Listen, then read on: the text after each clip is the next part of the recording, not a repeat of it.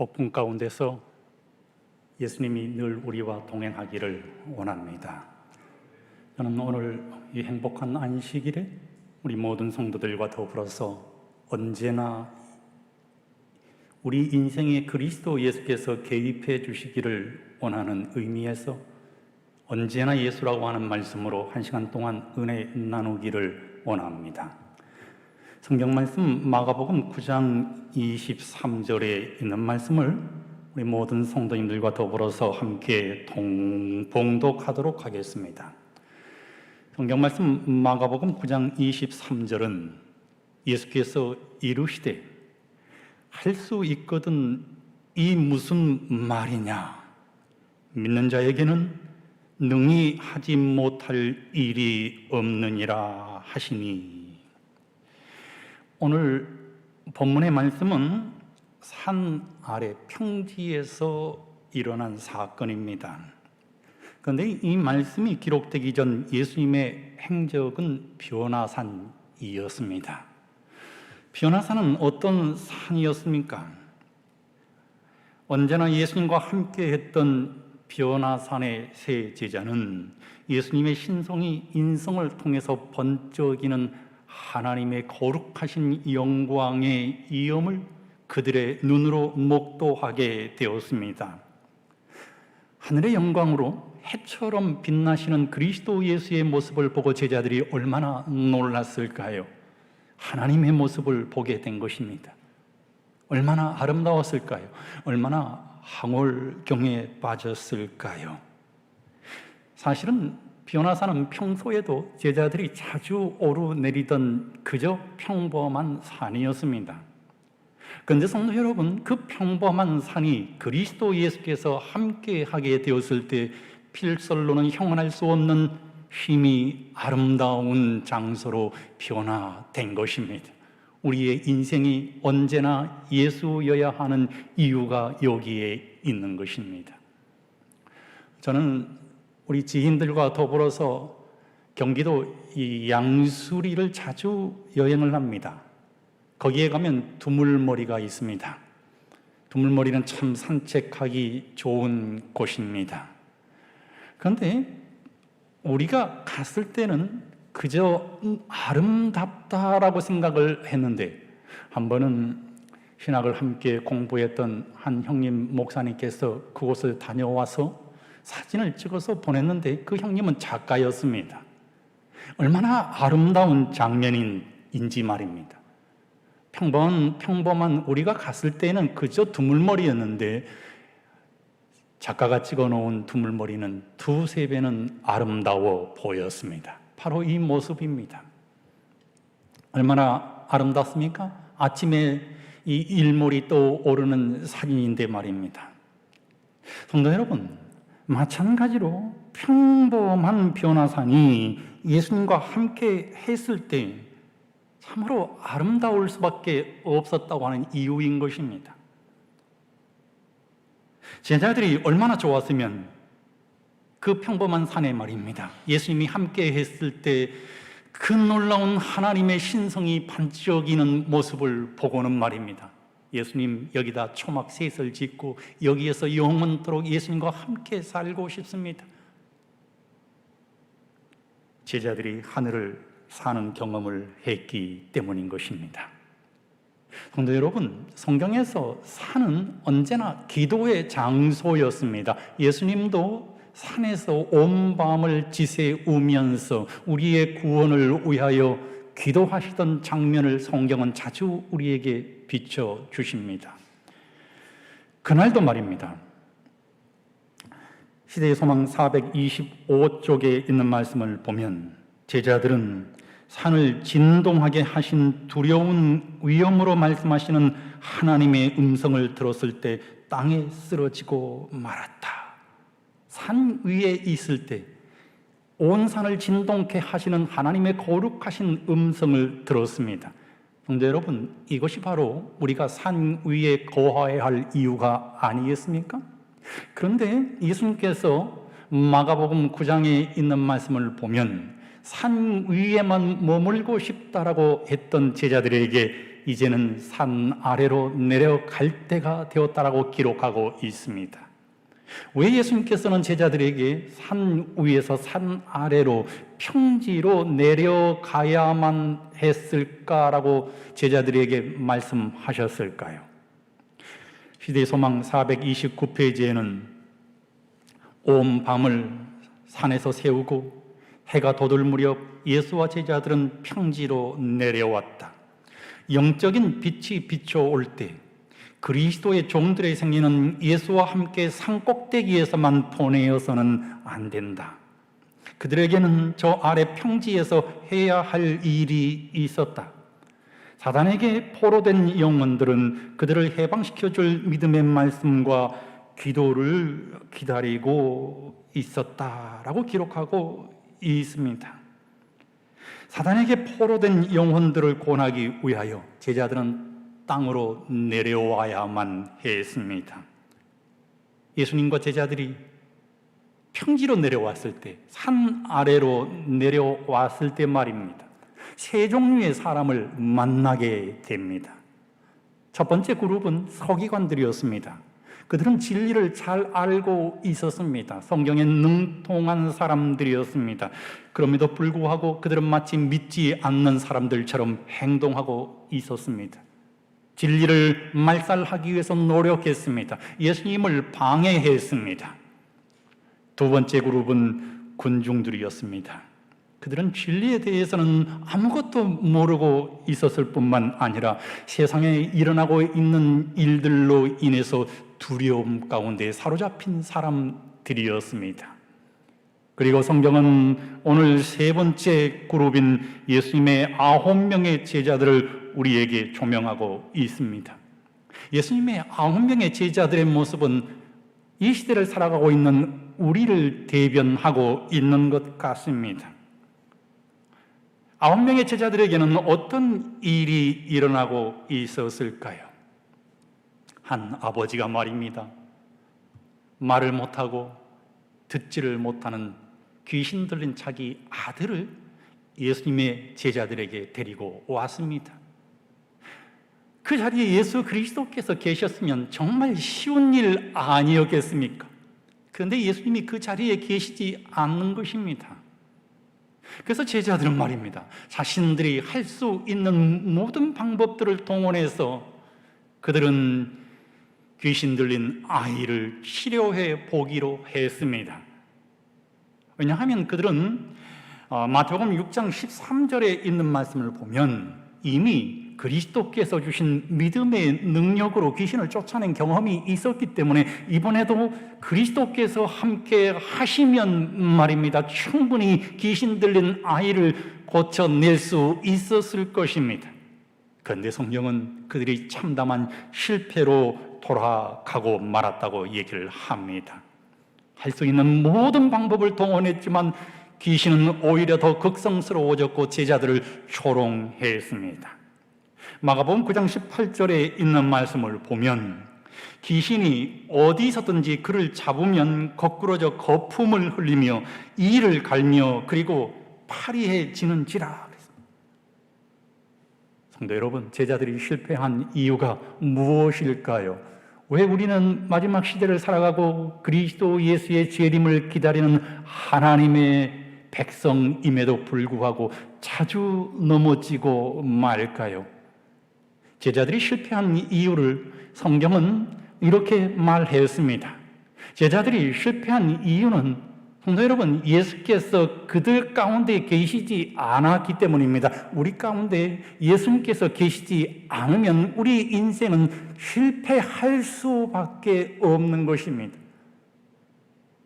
예수님께서 그들에게서 떠나가 있게 되자 그들의 가슴 속에 예수님이 계시지 않았습니다. 예수님이 계시지 않는 이유를 성경은 마가복음 9장 34절에 있는 말씀을 보면 그들이 잠잠하니 이는 길에서 서로 누가 크냐 하고 쟁론하였음이더라라고 기록하고 있습니다. 33절은 그들이 서로 이기심이 가득하고 시기심이 가득하고 질투가 가득했다라고 기록했습니다. 예수님도 안 계시고 말입니다. 그 똑똑하던 3명의 제자가 있지 아니하니까 9명의 제자들은 서로 잘난 척하고 싶었습니다. 생색을 내고 싶었습니다. 수많은 군중들이 모여있는 가운데 제자들은 서로 귀신을 내어 쫓겠다라고 했을 것이 뻔합니다. 마태복음 17장 20절에 있는 말씀을 보면 시기하고 질투하던 그들의 가슴 속에서 믿음이 사라져 버렸음을 기록하고 있습니다. 예수님께서 너희 믿음이 작은 까닭이니라, 언제나 그들의 신앙의 삶이 예수여야 함에도 불구하고 말입니다. 세상에 대하여 탐심을 가지게 되었을 때 믿음이 사라지게 된 것입니다. 믿음이 사라지면 마가복음 9장 29절에 있는 말씀 보면 기도 외에 다른 것으로는 이런 종류가 나갈 수 없느니라 하신 예수님의 말씀처럼 제자들은 기도하는 것을 잃어버렸습니다. 9명의 제자들에게 예수님은 그들의 인생이었고 모든 것이었습니다. 그런데 예수님의 제자인 그들에게 정작 예수 그리스도를 이 사건을 통해서는 발견할 수가 없는 것입니다.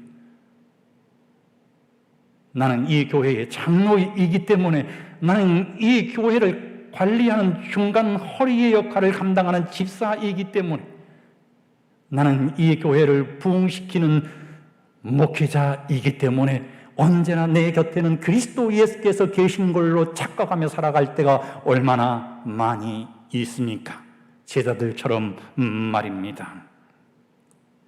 우리는 얼마나 자주 예수를 잃어버립니까?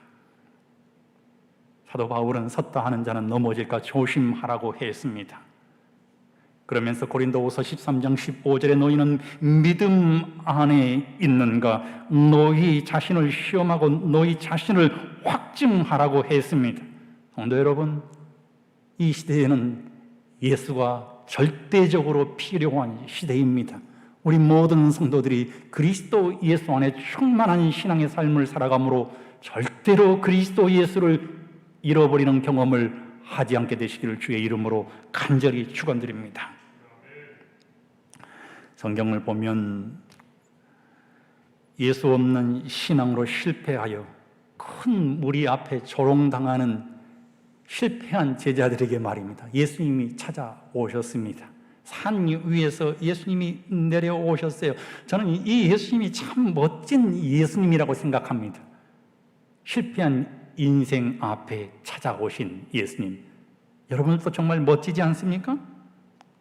그런데 실패한 인생 가운데 찾아오신 예수님은 어떤 모습이셨을까요? 시대의 소망 427쪽은 이렇게 기록했습니다. 산 위에서 산 아래 평지로 내려오신 예수님의 모습을 이렇게 조명하고 있는 것입니다. 하늘의 영광과 접촉한 밤의 향적이 구주와 제자들에게 남아 있었다. 그들의 얼굴에는 보는 자들을 두렵게 하는 빛이 서려 있었다. 출애굽기를 보면 모세가 시내산에 올라갔습니다. 하나님을 만나고 난 다음 하나님의 영광을 그의 얼굴에 담고 내려옵니다. 수건을 그의 얼굴에 써야만 했습니다. 하나님의 영광을 가려야 했기 때문인 것입니다. 변화산상에서 변형되신 그리스도 예수께서 하룻밤을 지새우시고 산 아래로 내려오게 되었을 때 말입니다. 여전히 하늘의 영광이 예수님 그리고 제자들 가운데 있었다라고 시대의 소망은 얘기하고 있지 않습니까? 중요한 것은 말입니다. 언제나 예수의 신앙의 삶을 살아갔던 예수님의 3명의 제자들에게도 말입니다. 하늘의 영광이 남아 있었다고 하는 것입니다. 우리가 바쁜 일상의 생애를 살아가지만, 세상의 취해 살아가지만 언제나 그리스도 예수 앞에 나아가고 언제나 예수의 신앙의 삶을 소유하면 말입니다. 우리도 3명의 제자들처럼 하늘의 영광 가운데 살아간다는 사실을 우리 모든 성도들이 기억하게 되시기를 소망하는 것입니다. 그런데 말입니다. 성경은 예수님께서 너희가 무엇을 그들과 함께 변론하느냐라고 예수님께서 16절에 말씀하셨는데, 무엇을 변론하느냐라고 사실은 제자들에게 물었습니다. 그러면 제자들이 바로 예수님에게 답을 해야 하는데 제자들은 침묵해 버렸습니다. 귀신 들린 아이의 아버지가 예수님 앞에 이렇게 얘기를 했습니다. 선생님, 내 아들이 귀신이 들렸습니다. 우리가 그를 어디서든 잡으려고 하면 그가 거품을 물면서 그리고 이를 갈면서 거꾸러집니다. 그리고 정말 파리해집니다. 예수님 제자들에게 귀신을 제발 쫓아달라고 얘기했음에도 불구하고 예수님의 제자들은 어찌된 영문인지 쫓아내지 못하더이다. 25절에 있는 말씀을 보면 이 귀신 들린 아이는 말도 못하고 그리고 듣지도 못하는 아이라고 기록하고 있습니다.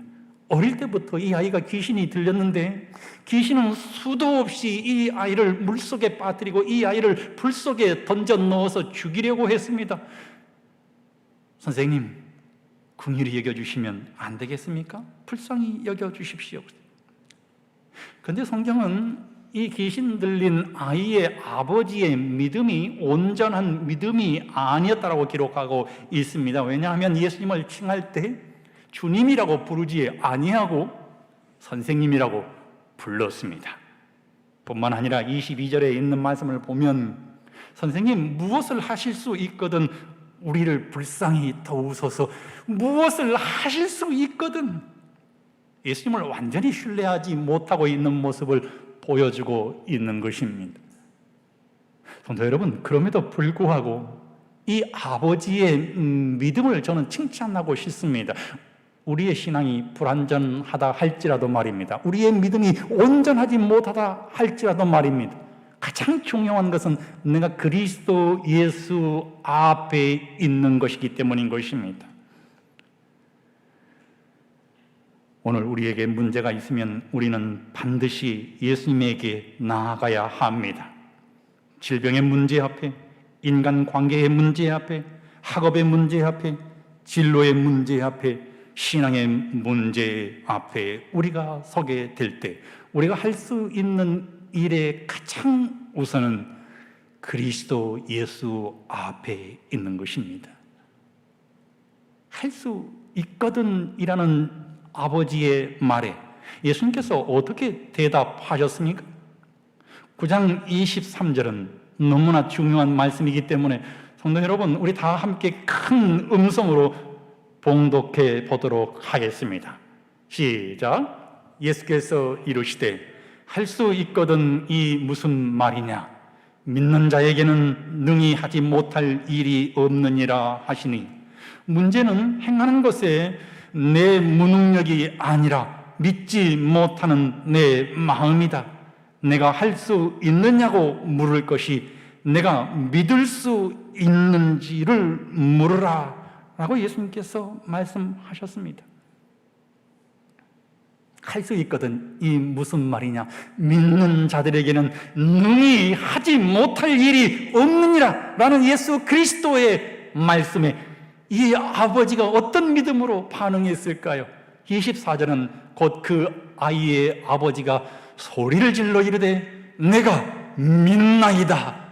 나의 믿음 없는 것을 도와주소서 하더라. 그렇습니다, 성도 여러분.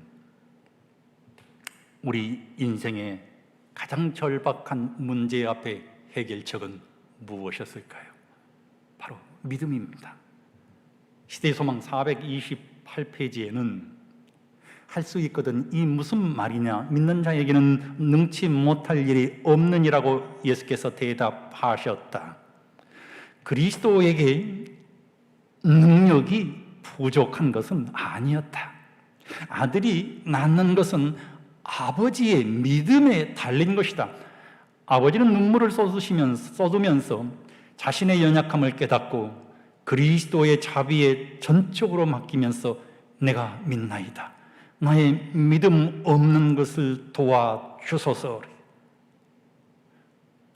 오늘 우리가 성경에 있는 말씀을 보면 아들이 낳는 것은 전적으로 아버지의 믿음 때문이었기 때문에 이 아버지는 예수님에게 온전하게 믿음을 드러내게 되었습니다.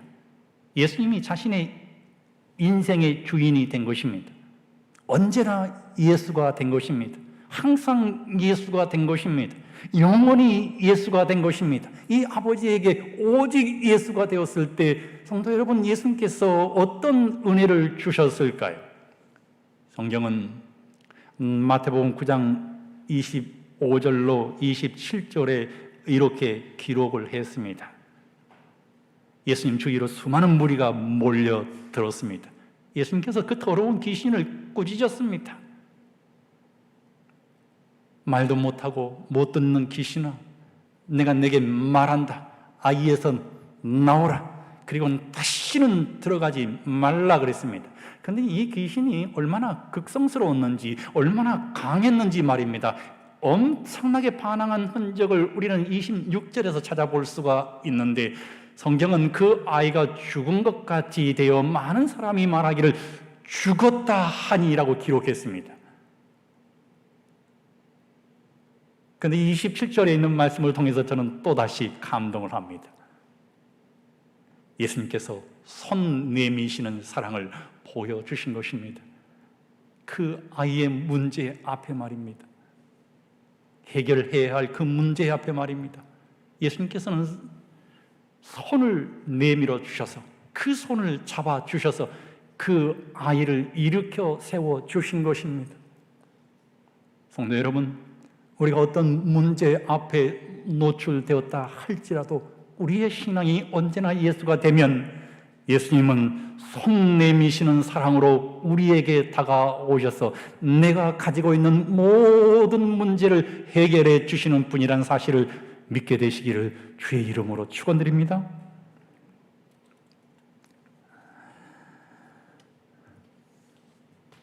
우리를 하늘과 연결시키고 흑암의 권세와 겨루어 싸울 힘을 주는 것은 믿음이다. 하나님께서는 모든 죄악적인 특성을 정복하고 아무리 강력한 시험이라도 모두 대항할 수 있는 방도를 그리스도 안에 준비하셨다. 그러나 많은 사람들이 자신들은 믿음이 부족하다고 생각하므로 그리스도에게서 떨어져 있다. 이런 사람들은 저희의 어쩔 수 없는 무가치함을 가지고 긍휼하신 구주의 자비에 전적으로 자신을 맡기도록 하라. 자기를 보지 말고 그리스도를 쳐다보라. 사람들 가운데 거니시면서 병든 자를 고치시고 사귀를 내쫓으신 그리스도께서는 오늘날에도 역시 능력 있으신 구속주이시다. 믿음은 하나님의 말씀에서 온다. 그렇다면 내게 오는 자는 내가 결코 내어 쫓지 아니하리라는 그의 약속을 굳게 붙잡으라. 그의 발 아래 몸을 던지고 내가 믿나이다. 나의 믿음 없는 것을 당신께서 도와주소서라고 부르짖으라. 그대가 이렇게 하는 동안에는 결코 멸망할 수 없다라고 기록했습니다.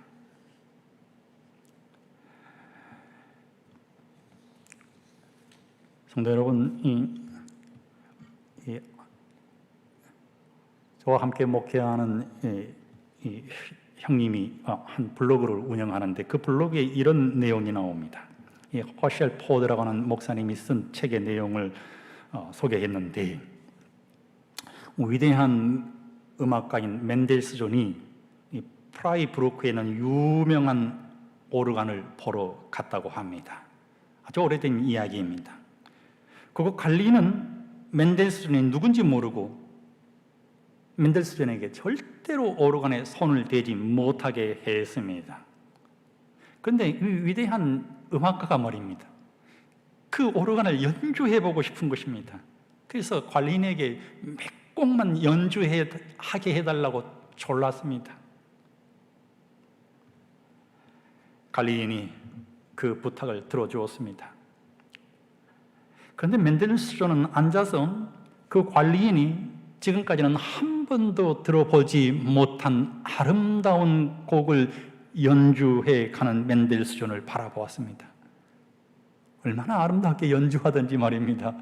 그 오르간 관리인이 말이에요, 오르간에 대해서 잘 알고 있지 않겠습니까? 눈물을 흘리면서 그 곡을 들었습니다. 그래서 멘델스존이 다 마치고 난 다음에 왜 울고 계십니까? 너무 감동했습니다. 근데 선생님은 누구이신가요? 선생님은 누구이신가요? 멘델스존이 나는 멘델스존입니다 라고 얘기를 했습니다. 이 노인이요 더 흐느끼면서 이렇게 이 얘기를 하는 것입니다. 생각해 보십시오. 선생님, 오르간의 최고의 자리에 계시는 멘델스존 선생님에게 말입니다, 이 오르간을 맡기지 못했으니 말입니다, 제가 얼마나 무능한 사람입니까? 선생님을 알아보지 못했다니요. 성도 여러분, 우리의 삶은 어떻습니까?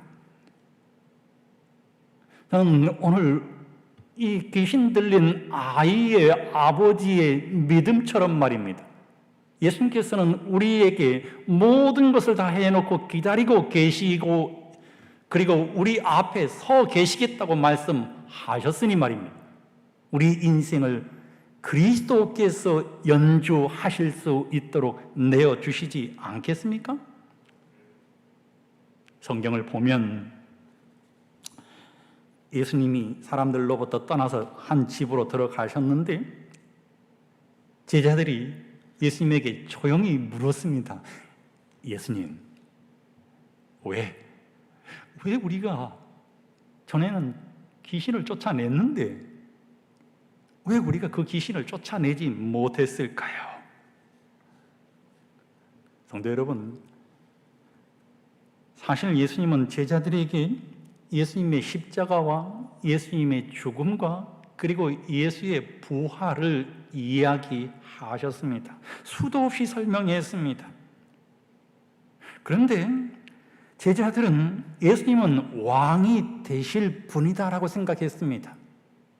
나는 세상에서 잘 나가는 사람이 될 것이다 라고 생각하게 된 것입니다. 예수님이 왕이 되면 출세는 따는 당상이다, 모든 사람들로부터 존경을 얻게 될 것이다, 나는 최고의 인기를 구가하게 될 것이다, 부귀 영화는 나의 것이다 라고 제자들은 생각했습니다. 9명의 제자들의 문제는 말입니다, 예수님과 함께 올라간 3명의 제자에 대한 시기와 질투로 그들의 가슴 속엔 예수님이 서 계실 자리가 없었습니다. 뿐만 아니란 말입니다, 예수님께서 9명의 제자를 내버려 둔 채 말입니다, 똑똑한 3명의 제자들만 데리고 변화산으로 올라가셨으니 그들은 예수님을 시기하고 있었습니다. 그때 말도 못하고 듣지도 못하는 귀신 들린 아이가 나타나게 된 것입니다. 성도 여러분, 우리는 기억해야 합니다. 우리에게 시험이 올 때, 우리에게 유혹이 찾아오게 될 때 우리는 힘 한 번 쓰지 못하고 우리의 가슴속에 언제나 예수가 계시지 아니하면 실패하고 만다는 사실을 기억해야 합니다. 제자들이 예수님이 없게 되자 사람들로부터 조롱거리가 되어 버리고 말았던 것처럼 말입니다.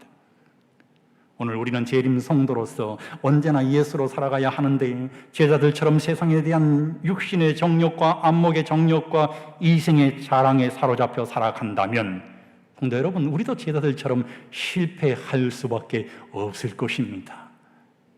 그러면서 예수님께서 제자들에게 내가 너희들에게 실패하지 않을 수 있는 방법을 가르쳐 주겠다. 예수님께서 어떤 방법을 제시하셨습니까? 마태복음 9장 29절에 있는 말씀을 보면은 예수님께서 제자들에게 가르쳐 주신 방법은 기도였습니다. 기도 외에는 다른 곳으로 이런 유가 나갈 수 없느니라. 실패한 제자들에게 예수님이 내린 결론은 무엇이었습니까? 예수님이 어떤 해답을 주셨습니까? 이런 사건들에는, 이런 문제 앞에는 기도가 답이다라고 말씀해 주신 것입니다. 근데 여러분은 어떤 문제를 가지고 있습니까? 그 문제의 해답을 방금 예수님께서 여러분들에게 말씀해 주셨습니다. 그것은 바로 기도입니다. 시대의 소망 431쪽에는 이와 같은 쟁투에서 승리하기 위해서는 그들은 다른 정신으로 그 일을 대했어야 했다. 그들의 믿음은 열렬한 기도와 금식과 그리고 마음의 겸비로 힘을 얻었어야 했다. 열렬한 기도와 금식과 마음의 겸비로 힘을 얻어야 했었다. 그들은 자신을 비우고 성령과 하나님의 능력으로 충만하게 채움을 입어야 했다. 하나님께 열렬하고도 꾸준하게 탄원하는 믿음, 하나님께 전적으로 맡기고 그 사업에 아낌없이 헌신하는 믿음, 그것만이 정사와 권세와 이 어둠의 세상 주관자들과 하늘에 있는 악의 영들에 맞서 싸우는 전쟁에서 사람으로 하여금 성령의 도우심을 받을 수 있게 한다라고 기록했습니다. 계속해서 그대가 만일 이와 같이 믿음을 가지고 있다면 하나님의 말씀과 하나님께서 지정하신 모든 유용한 섭리에 매어 달릴 것이다. 이와 같이 함으로써 그대의 믿음은 강해질 것이며 하늘의 능력이 그대의 도움이 되는 것이다. 그대의 길에 사단이 쌓아놓은 장애물이 겉보기에는 넘어갈 수 없는 영원한 산같이 보일지라도 믿음의 요구 앞에서는 사라져 버릴 것이다. 너희가 못할 것이 없으리라.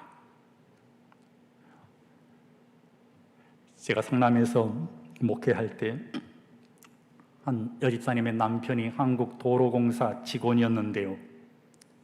이분은 참 술을 좋아하시는 분이었어요. 그래서 이분을 만나면 항상 술에 취해서 안방에서 주무시고 계셨습니다. 어느 날 소그룹 예배가 있는 날이었습니다. 저희 부부는 그 집사님 댁으로 갔습니다. 목사님 어서 오세요. 선생님 어디 계시는가요? 아이고 목사님 말씀도 마세요. 얼마나 술을 많이 먹었는지요. 행설수설하면서 지금 안방에 널브러져 있습니다. 목사님은 이쪽으로 오십시오 하고 다른 방으로 저를 데리고 들어가려고 했습니다. 아이고 집사님 그래도 인사는 해야죠. 제가 안방문을 열었어요. 선생님 안녕하세요. 전에는 제가 문을 열고 선생님 안녕하세요 하면 아이고 목사님 오셨어요 해롱해롱 하시면서 그렇게 말씀하셨는데 그날은 아무 말씀도 안 하시는 것입니다. 그래서 제가 들어갔어요. 그리고 그분 앞에 앉았습니다. 오늘도 술 많이 드셨네요. 이분이 아무 말씀도 안 하시더니 갑자기 자기 배를 이렇게 옷을 걷어 올리면서 자기 배를 이렇게 만지는 거예요. 그러면서 뭐라고 얘기를 하시는가 하면 해롱해롱 하면서 말이에요. 내가 바늘을 내 뱃속에다 집어넣었어 그러는 거예요. 그래서 옆에서 지켜보고 있던 우리 집사님이 말이에요. 지금은 교문립교회 집사님인데 이 집사님이 뭐라고 말씀을 하시는가 하면 목사님 믿지 마세요. 지금 술 취해서 하는 말이에요.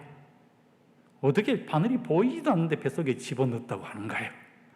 제가 참 이상하게 생각을 했습니다. 그래서 선생님 제가 오늘은 선생님 손을 잡고 기도해 드리겠습니다 하면서 그분을 위해서 간절한 심령으로 기도하고 나오려고 하는데 이 성령의 음성이 말이야 자꾸 그 배를 만져보라고 하는 거예요. 그래서 제가 그 배를 만졌어요. 참 만져보니까 말이에요 뭔가 이상한 것 같아요. 제가 봐도 뭔가 이상한 것 같아요. 딱딱한 게 느껴지는 것 같아요. 그래서 제가 우리 집사님에게 이대로 있어서는 안 되겠습니다. 우리 병원으로 가보십시다 하고 제가 병원으로 급히 데리고 와서 엑스레이를 찍었는데요. 놀랍게도요.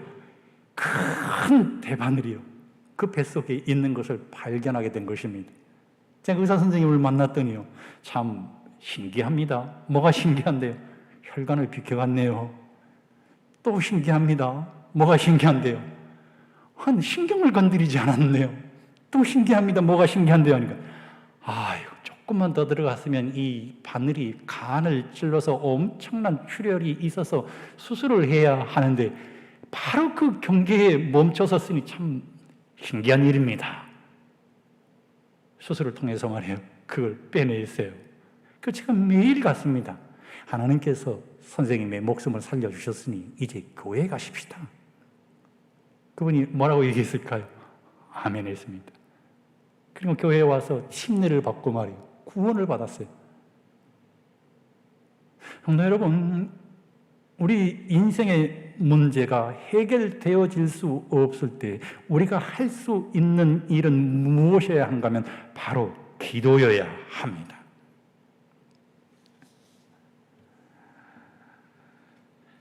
요즘 들어 저는 이 집에 손주들이 너무 자주 옵니다. 제가 손주들의 모습을 지켜보면 그 어린 인생 앞에도 문제가 많이 있다는 사실을 발견하게 됩니다. 어제는 이 점심을 며느리가 사온 빵과 탄산 음료인 사이다로 해결하고 있었습니다. 그런데 말입니다, 제가 거의 음료수를 다 마시고 한 방울도 남지 않는 상황이었는데 우리 손녀가 제 눈을 극히 바라보면서 자기 엄마 눈치를 살폈어요. 자기 엄마가 딴짓을 하고 있는 것을 보자 아 하고 입을 벌렸습니다. 뭐 하는 거예요? 탄산 음료를 자기 입에 넣어주라고 하는 것입니다. 한 번도 먹어보지 못한 거예요. 물로 알았던 모양입니다. 그래서 제가 한 방울 남아있는 탄산 음료를 아이의 입에다 집어넣었습니다. 그러더니 아이가 우 하면서 인상을 찌푸리니까 그 모습을 보고 우리 딸이 아빠 뭐 먹었어? 우리 딸에게 엄청나게 혼났습니다. 최근에 36 아이스크림이 나왔다고 아들이 편의점에서 2+1이라고 해서 사왔어요. 손자놈이 그윽하게 쳐다봅니다. 손자가 이번에는 쳐다봤어요. 손자의 인생 앞에 엄청난 문제가 생긴 것입니다. 그래서 제가 제 무릎에 앉히고는 손자를 앉히고는 말입니다, 눈치를 보면서 36 아이스크림은 두유로 만들었으니까 애기가 먹어도 돼 하면서 크게 떠가지고 입에다 쏙 집어넣어 버렸습니다. 아이의 표정이 세상에 태어나서 그렇게 맛있는 건 처음 먹어보는 듯한 그런 표정이에요. 왜냐하면 절대 채식을 시키고 있기 때문입니다. 성도 여러분, 이 어린 아이들의 인생 앞에 문제가 있을 때 그것이 설령 좋지 않는 음식이라 할지라도 떠서 먹여주는 할아버지가 있는 것처럼 하나님께서는요, 우리가 해결해야 할 인생의 문제가 앞에 놓여 있다면 가장 좋은 것으로 해결해 주신다는 사실을 우리 모든 성도들이 기억해야 하는 것이죠. 이르시되 기도 외에 다른 것으로는 이런 종류가 나갈 수 없느니라. 하나님의 엄청난 약속도 기도를 대신할 수가 없습니다. 언제나 하나님의 은혜는 인간의 협력을 필요로 하는 것입니다. 하나님 없이 우리는 아무것도 할 수 없지만 우리가 없이 하나님께서는 아무것도 하지 않으신다는 사실을 기억해야 하는 것입니다. 증언보감 4권, 교회 증언 4권 443쪽에서 444쪽에 있는 말씀을 우리 다 함께 봉독하도록 하시겠습니다. 다 같이 이 말씀을 봉독하실까요? 시작. 진정한 최대의 승리는 논쟁이나 능숙한 기능이나 풍성한ความ화 그리고 수많은 방법으로 말미암는 것은 아니다. 저들의 최대의 승리는 하나님과 만나는 아련실에서 얻어지는 것이며 진지하고 애타는 믿음으로 능력의 팔을 붙들 때에 얻어지는 것이다. 인생의 문제 앞에 하나님을 만나는 아련실로 들어가게 되시기를 바랍니다.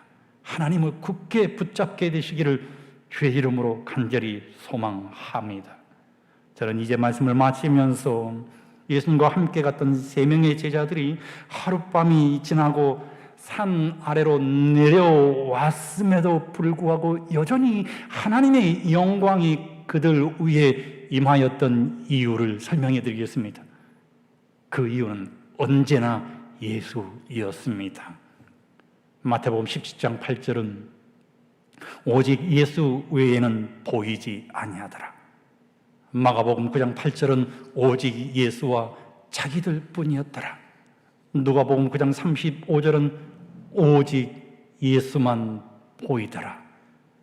우리 모든 사랑하는 성도들이 언제나 예수의 신앙의 삶을 살아가므로 이 땅에 다시 오실 재림의 그날 아침 제2의 피오나 산을 경험하게 되시기를 주님의 이름으로 간절히 축원드립니다.